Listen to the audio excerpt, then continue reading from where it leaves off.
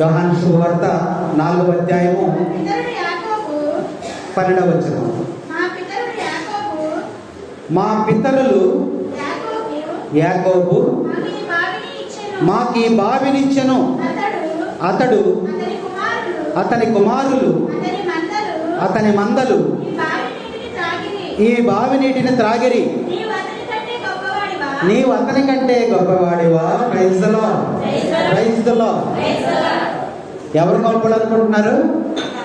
అప్పటి వరకు యాకోబు గొప్పవాడు అనుకుంటున్నారు. ఎందుకని గొప్పవాడు యాకోబు?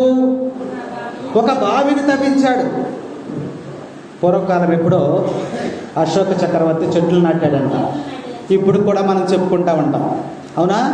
అలాగే ఆ కాలంలో యాకోబు ఏం చేశాడు? పెద్ద బావిని తవ్వించాడంట.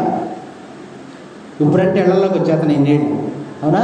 ఆ రోజు బావి దగ్గరికి వెళ్ళి నీళ్లు తోడుకుని వచ్చేవాడు. పెద్దవాడు అందరూ కూడా బావి దగ్గర తోడుకున్నవాడే. కాబట్టి ఒక బావిని తవ్వించాడు. మేము మా పితరులము అందరం కూడా ఆ బావిలో నీళ్ళే మేము త్రాగాం. మా పశుపక్షాదులు కూడా, మా ఒంటెలు మా పశువులన్నీ కూడా ఆ బావిలో నీటినే మేము త్రాగాం. అంత గొప్ప మేలు చేశాడు ఆయన.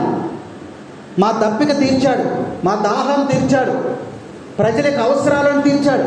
నువ్వు అతనికంటే గొప్పవాడివా అని ఇక్కడ యోహాను సువార్తలో మనం చూస్తూ ఉన్నాం. యాకోబు కంటే గొప్పవాడు నీ దేవుడు. ఎందుకనంటే సమరయ స్త్రీని మనం జ్ఞాపకం చేసుకోవాలి.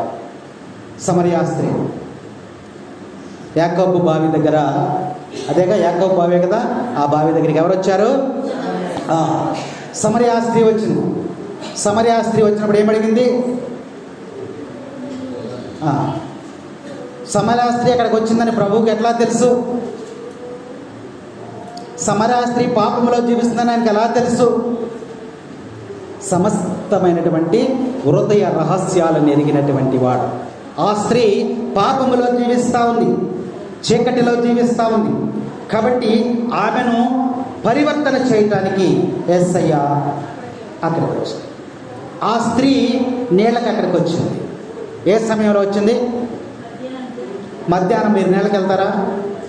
నీళ్ళకి మీరు ఎప్పుడు వెళ్తారు? బావి దగ్గరికి పొద్దుటే వెళ్తారు, లేదా సాయంత్రం వెళ్తారు. బైబిల్ గ్రంథంలో రాసి ఉంది, మండు టెండలు మిట్ట మిట్ట మధ్యాహ్నము వేళ. అందులో సమరయాలో బాగా ఎండలేస్తాయి.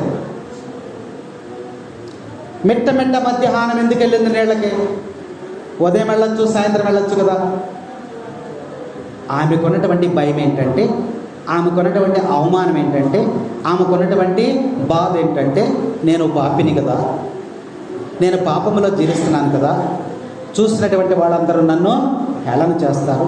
మిట్ట మిట్ట మధ్యాహ్నం అయితే బావి దగ్గరికి ఎవరికి ఎండలో రారు, కాబట్టి నేను ఒక్కదాన్ని వెళ్ళి నీళ్లు తోడుకుని వచ్చేద్దామనేటువంటి ఆలోచన అయి ఉండవచ్చు. ఆ సమయాన్ని ప్రభువు తెలుసుకున్నాడు. తెలుసుకుని అదే సమయంలో బావి దగ్గరికి వచ్చాడు. వచ్చి అక్కడ కూర్చున్నాడు. తెలియనటువంటి స్త్రీ, ఈయనెప్పుడు ఆమె చూడలా, ఆమెనెప్పుడు ఈయన చూడలా. మరి వెళ్ళి, అమ్మా ఈ నీళ్లు తాగు, ఆ నీళ్లు తాగుతావేంటి, ఈ నీళ్లు తాగు, మంచి నేను ఇస్తానంటే తాగుద్దా?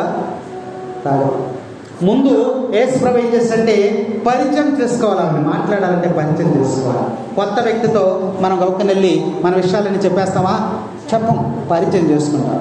ఎక్కడి నుంచి వచ్చారమ్మా, నీ పేరేంటి అని 4 మాటలు మాట్లాడితే, నీ మాటలు తనకి నచ్చితే ఆమె మాట కలుపుద్ది.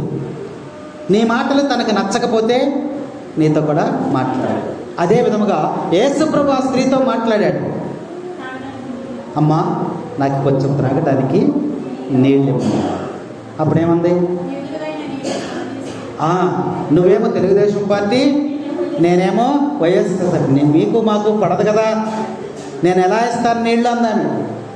మేమేమో సమరయులము, మీరేమో యూదులు, మీరంటే మాకు పడదు, మేమంటే మీకు పడదు, కాబట్టి నీళ్లు నేను ఎలా పోస్తాను?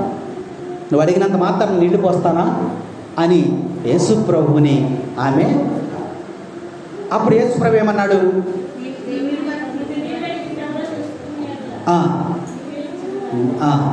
నేను ఇచ్చే నీరు నువ్వు తాగినట్లయితే ఇక నీకు దప్పిక ఉండదు. ఇదేంటి? నీళ్ళు ఇప్పుడు మధ్యాహ్నం ఇప్పుడు తాగేమనుకోండి, 1 గంటకి మళ్ళీ నీళ్ళు అవుతాయి కదా. ఈయనేంటి, ఒకసారి నీళ్లు తాగితే మళ్ళా దప్పికైంది అంటాడేంటి? అయ్యా, ఇది యాకోబు త్రవ్వినటువంటి బావి, ఇందులో నీరు తాగి మేమందరం కూడా బ్రతుకుతూ ఉన్నాం, జీవిస్తూ ఉన్నాం. నువ్వేంటి దప్పిక లేని నీరు ఇస్తానంటున్నావు అని చెప్పి ప్రభువు అక్కడ మాట్లాడుతూ ఉన్నాడు. అప్పుడు ప్రభు అన్నాడు, నువ్వు యాకోబు కంటే గొప్పవాడివా అని ప్రశ్నించాడు. నువ్వు యాకోబు కంటే గొప్పవాడు, అతనే గొప్పవాడు. ఇక్కడ ఈ నీళ్ళు అన్నీ కూడా మాకు ఇచ్చాడు, గొప్పవాడు, అతని కంటే గొప్పవాడివా? అప్పుడు ఆయన ఏమంటున్నాడు, నేను ఇచ్చే నీరు జీవజలము. నేను ఇచ్చేటువంటి జలం ఏంటిది? జీవజలము. నేను ఇచ్చే నీరు త్రాగినటువంటి వాడు మరలా ఎన్నటికీ కూడా దప్పిక కొనడు అని చెప్పినప్పుడు ఆమెకు ఆశ పుట్టింది. ప్రభు మాటల ఎడల ఆమె ఆశ పుట్టింది. ఈ మధ్యాహ్నం పూట వచ్చి రోజు ఈ ఎండలో నీళ్ళు ఎవరు మోసుకెళ్తాడు? ఆయన ఇచ్చే నీళ్ళు తీసుకెళ్ళిపోతే ఇక నీళ్ళకి రానవసరమో, ఎండలో ఎవడొస్తాడంటే అని ఆలోచనకి వచ్చేసింది. యాకోబు కేవలము బావి మాత్రమే త్రవించాడు, మనం జ్ఞాపకం చేసుకోవాలి.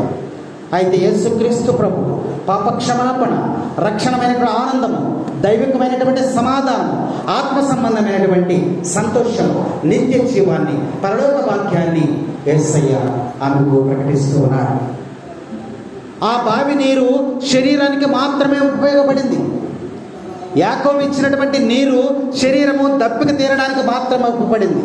కానీ యేసయ్య ఇచ్చినటువంటి నీరు, ఆ జీవజలము దేనికి ఉపయోగపడింది?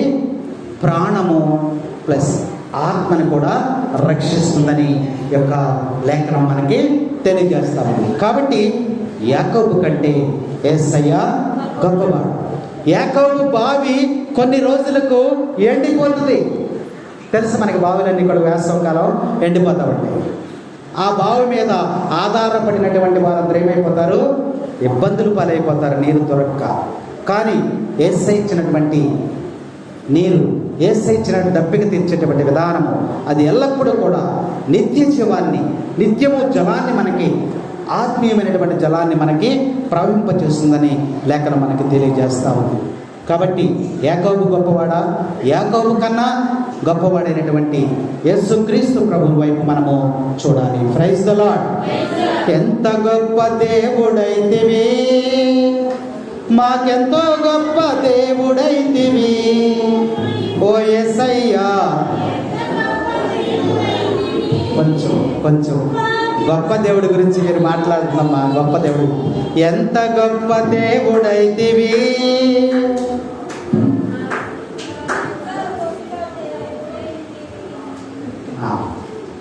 నోరు తెరవట్టుకోవచ్చు. అందరూ తెరిస్తే దేవుని స్తుతించి ఆరాధించి మహిమపరచుకుంటాం. అవి పెద్ద పదాలేం కాదు, ఇంగ్లీష్ పదాలు కూడా ఏం కాదు. అవి ఎంత గొప్ప నీ దేవుడు గొప్పడు, నా దేవుడు గొప్పడని నువ్వు చెప్పలేవా? ఎంత గొప్ప దేవుడైతివి,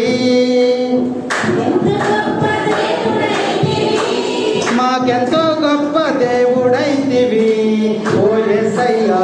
ఎంత గొప్ప దేవుడైతివి, ఎంత గొప్ప దేవుడైతివి, మాకెంతో గొప్ప దేవుడైతివి ఓ యేసయ్యా. ఎంత గొప్ప దేవుడైతివి.